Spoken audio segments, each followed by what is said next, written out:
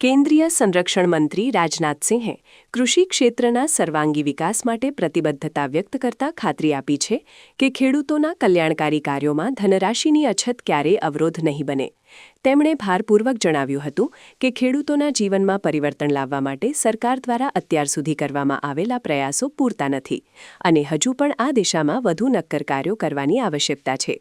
કેન્દ્રીય મંત્રી રાજનાથસિંહે એક જાહેર કાર્યક્રમ દરમિયાન દેશના અન્નદાતાઓ પ્રત્યે કૃતજ્ઞતા વ્યક્ત કરતા કૃષિ ક્ષેત્રના આધુનિકીકરણ અને ખેડૂતોની આર્થિક ઉન્નતિ પર વિશેષ ભાર મૂક્યો હતો.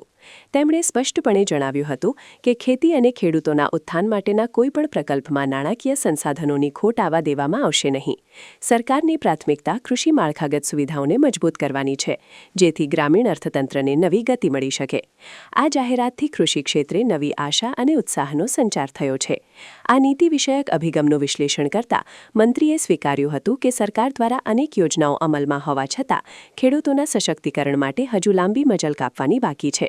તેમણે નિર્દેશ કર્યો હતો કે ટેકનોલોજી એટલે કે તકનીકીના ઉપયોગ અને સિંચાઈની અદ્યતન પદ્ધતિઓ દ્વારા ખેતીને વધુ નફાકારક બનાવવાની દિશામાં હજુ વધુ સક્રિયતા દાખવવી પડશે.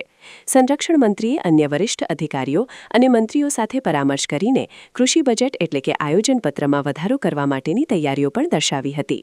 मेरे बहनों भाइयों, हमने देश भर की मंडियों को ऑनलाइन किया है ताकि किसान एक जगह पर बैठकर देश में कहीं भी जहां भी अपनी उपज को बेचना चाहता है घर बैठे बैठे अपनी उपज को बेच सकता है.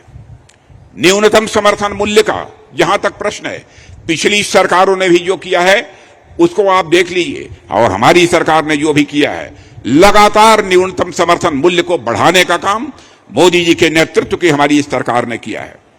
मैं मानता हूं मेरे बहनों भाइयों, यह बातें कोई छोटी बातें नहीं है, बल्कि इन प्रयासों से किसानों के जीवन में बहुत बड़ा बदलाव भी आया है.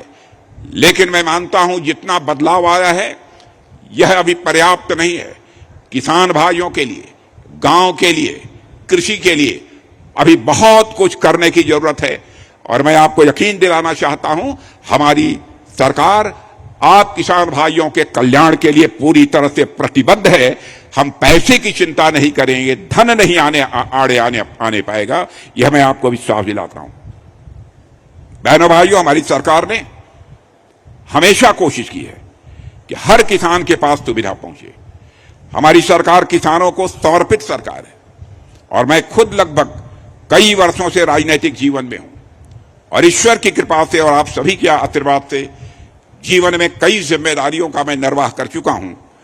एक समय तो मैं कृषि मंत्री भी रहा हूं, जैसा हमारे शिवराज सिंह जी चौहान ने बताया, लेकिन मैं कहीं भी रहा, मेरे अंदर का किसान कभी नहीं गया है. बहनों भाइयों, यह मैं रक्षा मंत्री होते हुए भी मैं कह सकता हूं. जहां भी रहा हूं, मेरे अंदर का किसान यह सदैव जीवित रहा है. किसी पद पर मैं रहा, मैंने यही प्रयास किया कि कैसे अपने साथियों के लिए कुछ किया जा सके, कैसे अपने साथियों से मिलकर उनसे दुख दर्द बांटा जा सके. जैसे अभी मेरे पास रक्षा मंत्रालय की जिम्मेदारी है. आमतौर पर रक्षा मंत्री को सिर्फ सेनाओं से और देश की सुरक्षा से ही जोड़कर देखा जाता है. यह होता है रक्षा मंत्री की जिम्मेदारी तो यही है, कृषि से क्या लेना.